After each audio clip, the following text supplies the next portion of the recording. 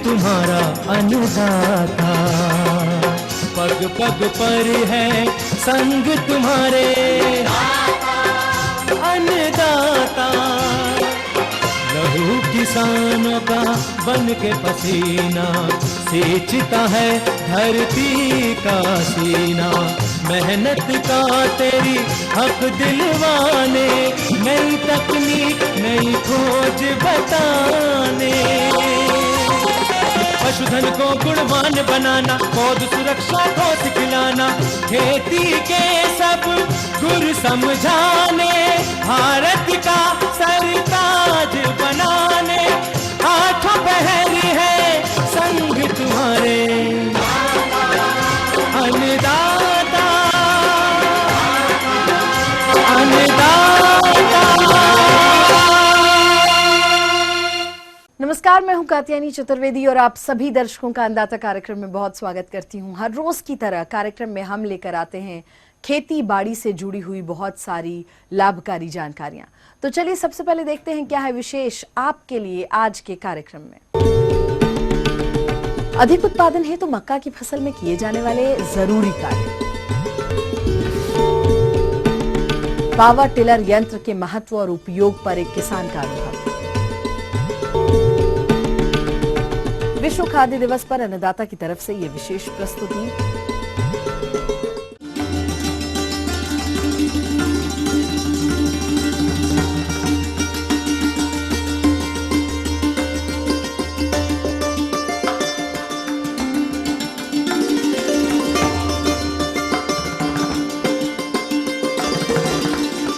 किसान भाइयों, आज 16 अक्टूबर है और आज ही के दिन सन 1945 में विश्व राष्ट्र संघ ने खाद्य एवं कृषि संगठन की स्थापना की थी, जिसे विश्व खाद्यान्न दिवस के रूप में प्रतिवर्ष मनाया जाता है।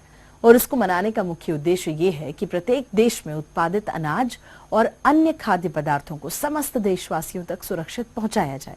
साथ ही कृषि उत्पादन में बढ़ोतरी कर इसकी गुणवत्ता को भी बढ़ाया जाए, ताकि कहीं कोई भी कुपोषण का शिकार ना हो।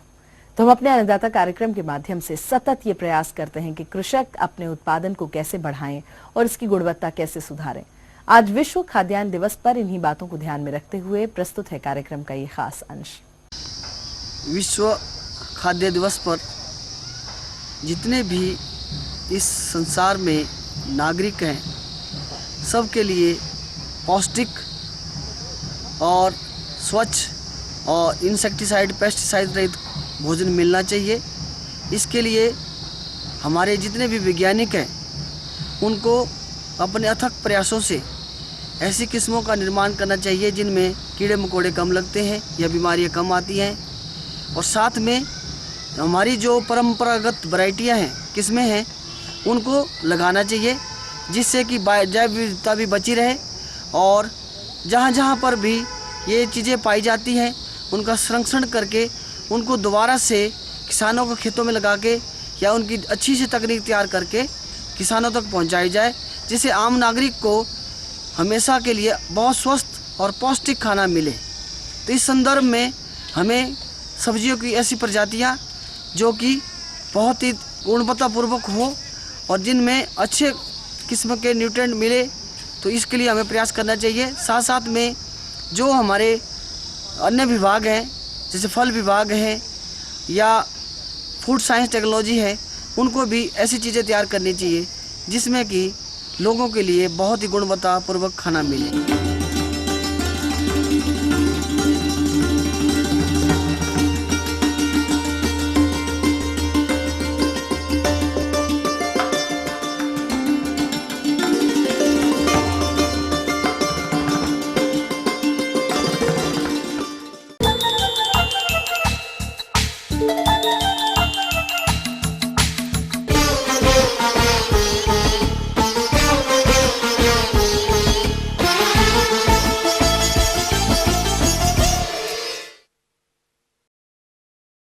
अनाज वाली फसलों के अंतर्गत मक्का की खेती करके प्रदेश के किसान काफी लाभ कमा रहे हैं।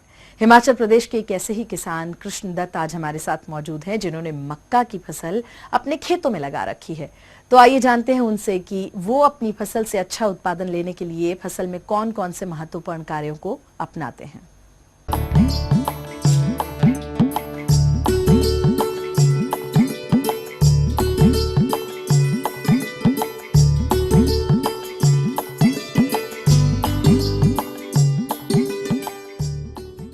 ये जो मक्की लगाई है हमने, तो ये हमारी जेठ महीने में लगती है।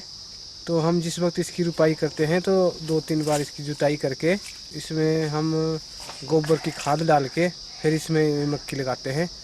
तो इसमें हम 300-400 का बीज लगा के मतलब अच्छा मुनाफा कमा लेते हैं। जो आजकल मार्केट में एक प्रति मक्की बिक्री है 10 रुपये, और अगर किलो के हिसाब से अगर बेचते हैं तो हम 15 रुपये किलो के हिसाब से इस मक्की को बेचते हैं। तो इसमें हम 20-25 हज़ार का मुनाफा कमा लेते हैं 300-400 के बीज में।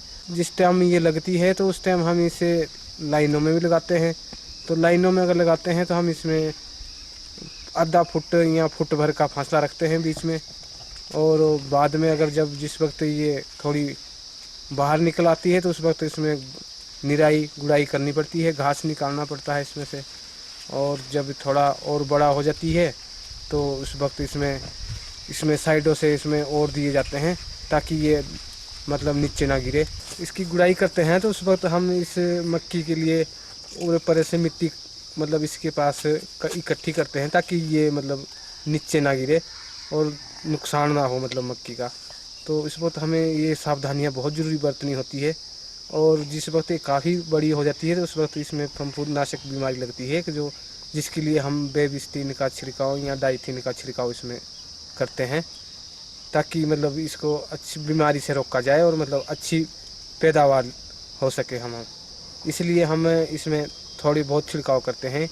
जिस वक्त ये इसमें मक्की लगनी शुरू होती है तो उस वक्त हमें इसमें पानी की आवश्यकता होती है ताकि ये मतलब अच्छी मक्की बन सके। जिस वक्त इसमें मक्की की वो मतलब दाने निकलने शुरू होते हैं तो उस वक्त इसमें पानी की बहुत ज़रूरी आवश्यकता होती है। तो उस वक्त पानी भी बहुत ज़रूरी देना होता है इसमें। तो 5 महीने बाद ये मतलब हमारे नवंबर के महीने में, आजकल अक्टूबर से नवंबर के बीच में तोड़ी जाती है ये, और तोड़ के फिर अपने गोदाम में भरते हैं। इसके बाद इसे अगर बेचना चाहें आगे बेच सकते हैं। हम इसे अच्छे रेटों में बेच देते हैं इसे आगे। इसे हमारे ज़्यादा दूर नहीं जाना पड़ता है, घर से ही हमें बंदे आकर ले जाते हैं हमसे। इसमें हम 300-400 का बीज लगा के हम 20-25 हज़ार रुपया आराम से कमा लेते हैं। जो ये मार्केट में बिकती है तो हमारे 10 रुपये के प्रति एक मक्की बिकती है, और जो किलो के हिसाब से बेची जाए तो मतलब ये घर से ही ले जाते हैं हमारे से 15 रुपये किलो के हिसाब से। यहीं गांव में ही ले लेते हैं पूरे परे, या मार्केट जाने की ज़रूरत नहीं पड़ती हमें। अधिक जानकारी के लिए आइए मिलते हैं एक विषय विशेषज्ञ से। परिवर्तन के हिसाब से पहले जो हम लोग खेती करते थे तो 15 अक्टूबर के बाद इसकी बुआई कर देते थे और अच्छा उत्पादन प्राप्त हो जाता था। लेकिन वायुमंडल परिवर्तन के कारण ऐसा हो रहा है, 2-3 साल से देखा जा रहा है कि जहाँ अगर पूर्व में हम इसकी मक्के की बुआई करते हैं तो जो हमको उत्पादन होना चाहिए वो उत्पादन नहीं होता है, और 25 से 50% तक अगर अधिक पर्याप्त मात्रा में ठंडी पड़ जाती है तो जो भुट्टा होता है वह भोड़ा हो जाता है, उसमें पर्याप्त मात्रा में दाना नहीं बनता है। इसलिए किसान भाइयों, इसकी खेती के लिए ज़मीन को एक मिट्टी पलटने वाले हल से करें, और 2-3 जुताई आप देसी हल से इसकी जुताई करें। जुताई से 15 से 20 दिन पूर्व खेतों में 200 कुंटल प्रति हेक्टेयर की दर से कंपोस्ट का खेतों में छिड़काव करके अंतिम जुताई के समय अच्छी तरह खेतों में मिला दें। किसान भाइयों, इसमें जो उर्वरक की मात्रा की आवश्यकता होती है 150 किलोग्राम नाइट्रोजन, 75 केजी फास्फोरस एवं 60 केजी पोटास प्रति हेक्टेयर की आवश्यकता होती है। फास्फोरस और पोटास की पूरी मात्रा, नाइट्रोजन की आधी मात्रा अंतिम जुताई के समय खेतों में अच्छी तरह से छिड़क कर मिला दें और एकदम जमीन को समतल कर लें। किसान भाइयों, 1 हेक्टेयर के लिए 20 केजी बीज की आवश्यकता होती है। उसके बाद निश्चित रूप से आप बीज का उपचार करें। 2 ग्राम बेबिस्टिन से प्रति किलो के दर से इसको उपचारित कर लें।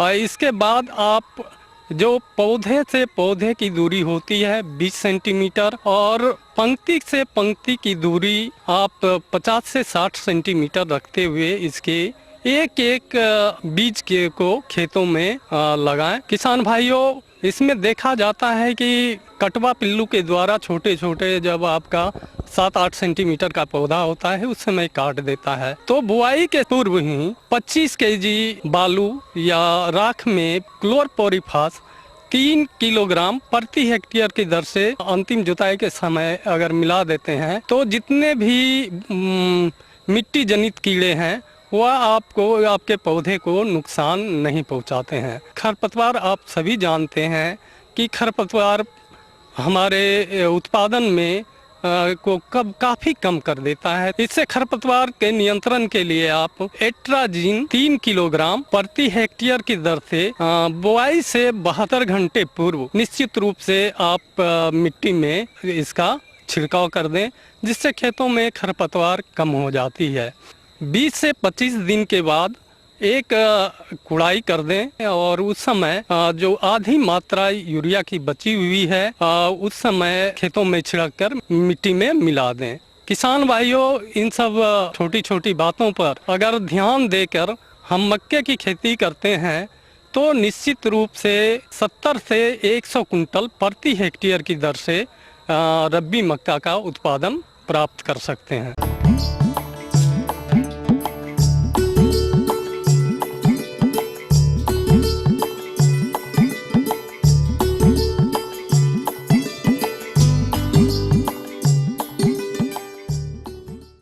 जी हाँ, तो ये थी कुछ उपयोगी जानकारियां। यहाँ पर रुकते हैं एक बहुत छोटे से ब्रेक के लिए, जल्द लौटेंगे और कार्यक्रम में आगे महत्वपूर्ण जानकारियां हैं, तो बने रहिए हमारे साथ।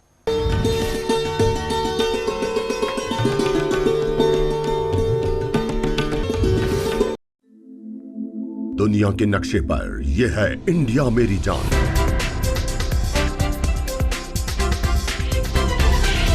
भारत थोड़ा अलग है।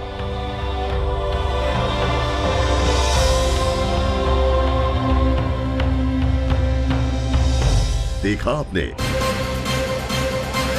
इतना सा भी छूट जाए तो सच अधूरा रह जाता है।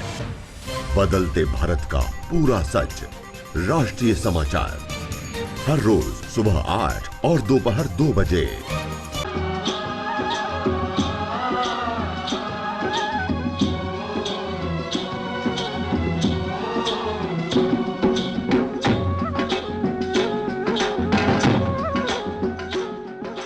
ब्रेक के बाद एक बार फिर से आप सभी दर्शकों का बहुत स्वागत है अन्नदाता कार्यक्रम में। बढ़ते हैं अपनी अगली प्रस्तुति की ओर।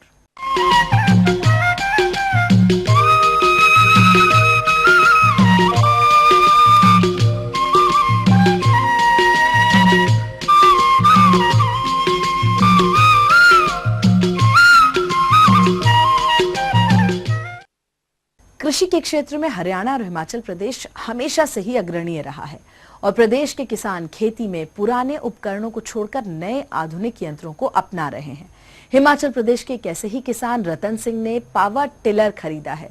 ये पावर टिलर किस प्रकार कार्य करता है और सरकार द्वारा इस पर कितना अनुदान दिया जाता है, इस पर विस्तृत जानकारी के लिए मिलते हैं उनसे और जानते हैं उनके अनुभवों को।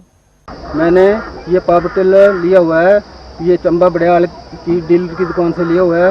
इसको पहले पूरा नकद कैश देना पड़ता है, बाद में सब्सिडी आती है। ये सब्सिडी हॉर्टिकल्चर ऑफिस से मिलती है। किसान भाइयों, इस पावर टिलर से मुझे बहुत फ़ायदा हुआ है और हर किसी को फ़ायदा होता है। जो 4 दिन 1 दिन का काम होता है वो 1 घंटे 1.5 घंटे में ख़त्म हो जाता है। बैल की जुताई से 1 दिन का काम 1 घंटे में हो जाता है और तेल भी कम लगता है, समय भी कम लगता है और ज़मीन जो है बहुत ही बढ़िया बनती है, क्योंकि इसकी जो है मोटा जो निकलता है वो नहीं निकलता है, बिल्कुल बारीक और मुलायम ज़मीन होती है। हिमाचल में जो है छोटे छोटे सीढ़ी नामा खेत होते हैं और उन खेतों में इनको ले जाना भी आसान है और ये छोटे खेत से छोटा खेत 4 फुट तक खेत को ये जुताई कर देता है। छोटा से छोटा खेत और कोने से कोना बिल्कुल ही अच्छी तरह से जुताई होती है और इससे बहुत ही फ़ायदा है। जब चाहे इसको इस्तेमाल कर लो, फिर बंद कर दो, ना कुछ लगेगा। बैल को घास खुआना पड़ता है, समय बर्बाद होता है। उस बैल की जगह हमने गाय रखी हुई है और गाय का दूध भी इस्तेमाल कर लेते हैं और खेत के लिए गोबर गाय से निकल जाता है। 2 फायदे हो जाते हैं। किसान भाइयों, ये है डीजल टंकी, इसमें 4 लीटर से 4.5 लीटर तक तेल आता है। यह मोबाइल लगता है नीचे और 1 लीटर कम से कम 1.5-2 घंटे चलता है। और जब जुताई करते हैं तो ये अभी चलाने के लिए रबड़ के टायर लगे हुए हैं। इसको निकाल के जुताई टाइम जो है लोहे के टायर लगते हैं, रोटरी टायर लगते हैं जो टर्न से घूमते हैं और जुताई होती है। फिर जब ले जाना, दूर ले जाना है, किलोमीटर 2 किलोमीटर आधा किलोमीटर जहाँ भी, तो रबड़ के टायर लगा के ले जाते हैं। जुताई के समय टायर लगाते हैं हम, रोटरी लगाते हैं। उसमें जो ज़मीन ज़्यादा गीली हो तो वो मिट्टी उससे चिपक जाती है और उसको निकालना पड़ता है, नहीं तो ये जुताई नहीं करेगा, ऊपर चलेगा, तय ऊपरी होगी। अगर बिल्कुल नमी अच्छी होगी, बिल्कुल सही होगी, तो इसमें मिट्टी बिल्कुल नहीं फंसती है। और ज़्यादा घास वाली जगह में जो है वो घास फंस जाता है, उसको निकाल ले, इसका खास ध्यान रखें। उसके बाद टाइल लगा के इसको सेफ रखना है। जब घर ले जाना है तो इसको ढक के रखना है। इसका तेल ठंडा हो जाता है। जब जो रस्सी होती है ये इसे खींचते स्टार्ट करते हैं, तेल ठंडा होगा तो बहुत समय लग जाएगा स्टार्ट होने के लिए। थोड़ा गर्म होगा धूप में तो जल्दी स्टार्ट हो जाता है। आज जो मैं ये जुताई कर चुका हूँ और यहाँ सबसे नीचे भी करूँगा, तो यहाँ मैंने घास लगाना है। इसका नाम है घास का जोई। ये जोई है जो ये पशु के लिए, जो दूध वाली गाय भी उनके लिए बहुत अच्छा होता है। थोड़ा उसमें से रख लेते हैं तो उससे बीज निकाल लेते हैं, बाकी घास के काम आता है और बहुत ही ज़्यादा घास होता है, अच्छा घास होता है, ताकतवर घास होता है, इससे दूध अच्छा होता है। पशु के लिए चारा बहुत ही अच्छा होता है। अभी जो मैंने ये जोई लगाई है ये कम से कम 90 दिन तक बिल्कुल तैयार हो जाएगी। लेकिन पहले अगर इसको काट कर खिलाना चाहें तो 60-70 दिन के बीच भी इसको काट कर खिला सकते हैं। किसान भाइयों, बहुत फ़ायदेमंद चीज़ है। आप भी अगर इसको लेना चाहें तो ले सकते हैं। पहाड़ी इलाके वाले जो है ज़्यादातर ले लें तो अच्छा है।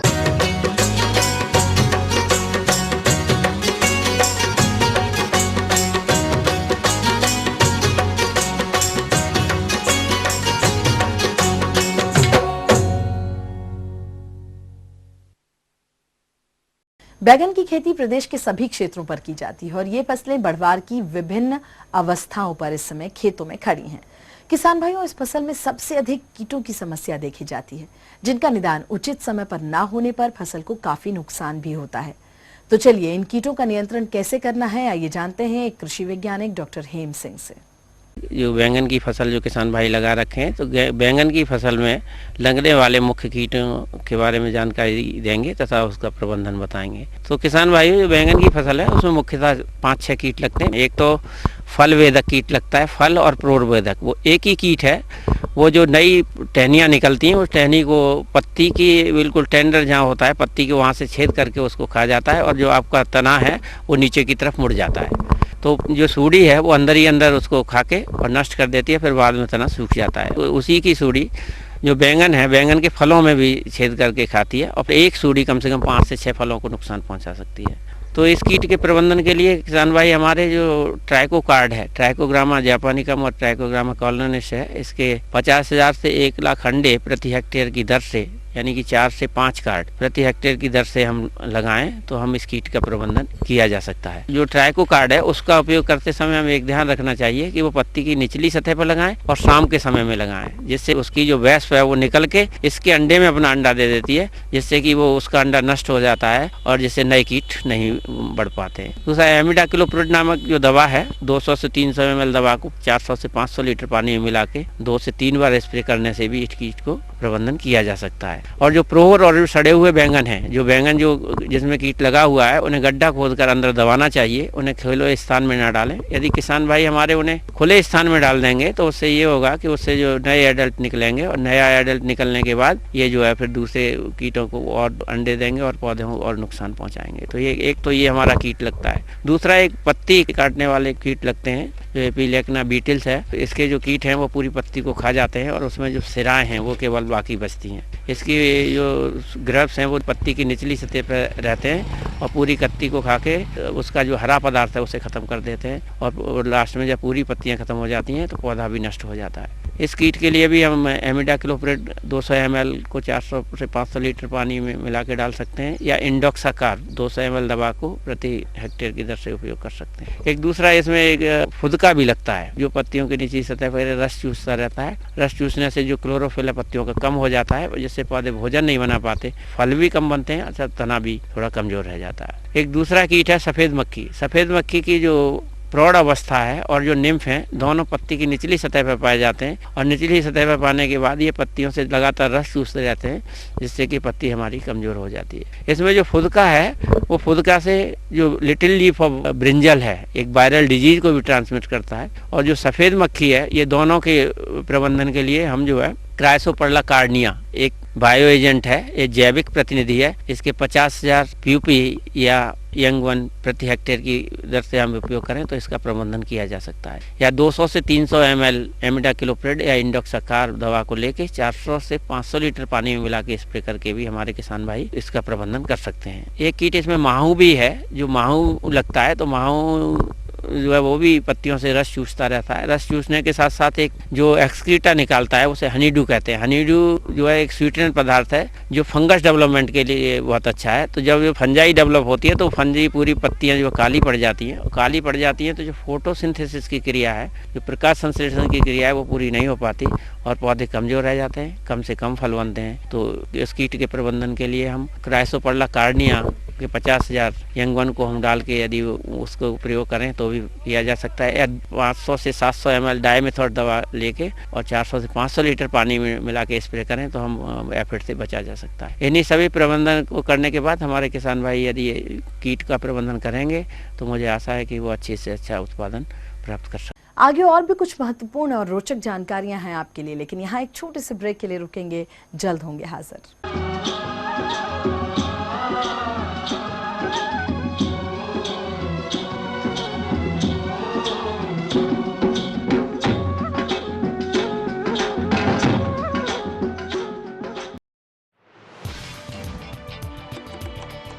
कहते हैं दिल का रास्ता पेट से जुड़ा होता है। जब बात हो दिल जीतने की तो लजीज पकवान बड़ा कारगर सिद्ध होता है। घर पे मेहमान आए हों या कोई खास मौका, ऐसे में लाजमी है बात होती है पकवान की, स्वाद की और परोसने की। तब एक ही नाम जहन में आता है, रसोई से। देखिए रसोई से।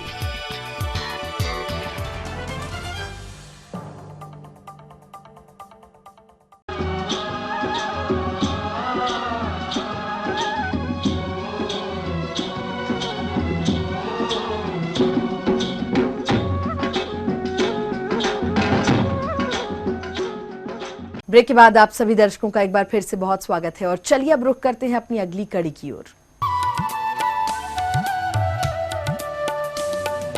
अन्नदाता हेल्पलाइन निशुल्क फोन संपर्क सेवा के माध्यम से आपके द्वारा पूछे गए प्रश्नों में से 1 या 2 महत्वपूर्ण प्रश्नों को हम अपने कार्यक्रम में जरूर शामिल करते हैं और इसी के तहत आज का चयनित प्रश्न और उसका जवाब इस प्रकार से है।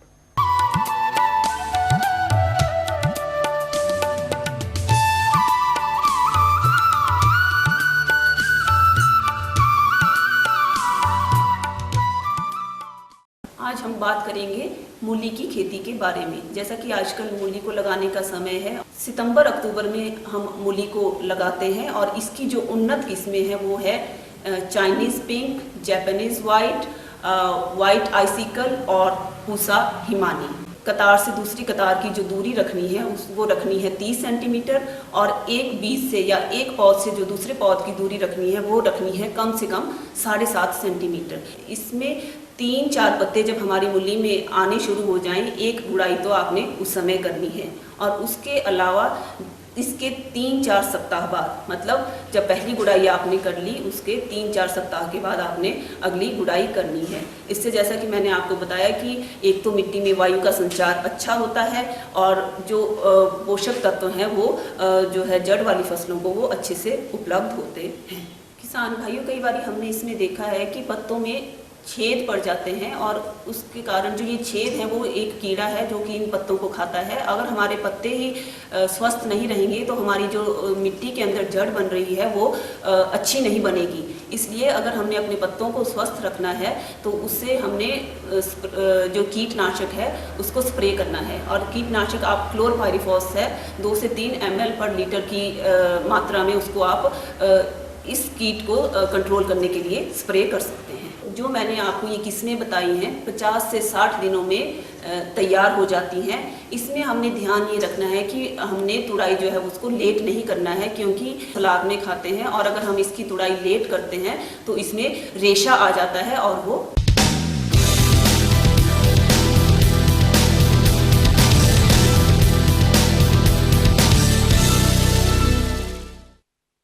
तो राज्य की विभिन्न मंडियों में कृषि उत्पादों के चढ़ते और उतरते बाजार भाव की संक्षिप्त जानकारी इस प्रकार से है।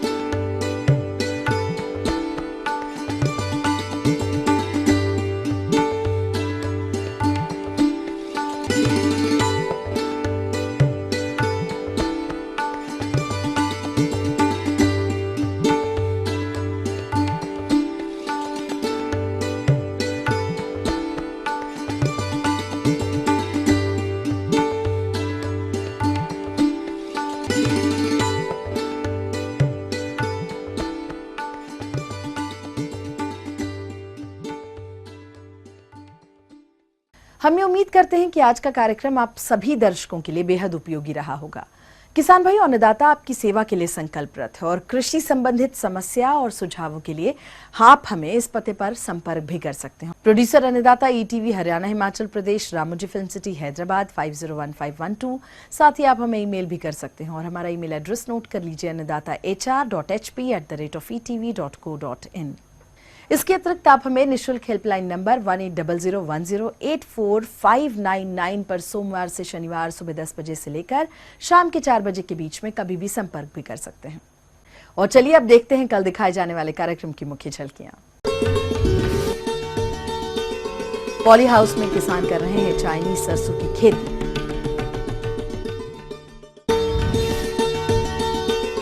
शहतूत रेशम पालन एक अच्छी आय का जरिया। फिलहाल अन्नदाता की पूरी टीम को दीजिए इजाजत। कल फिर इसी समय आपसे होगी मुलाकात खेती संबंधित कुछ और रोचक जानकारियों के साथ। तब तक के लिए नमस्कार।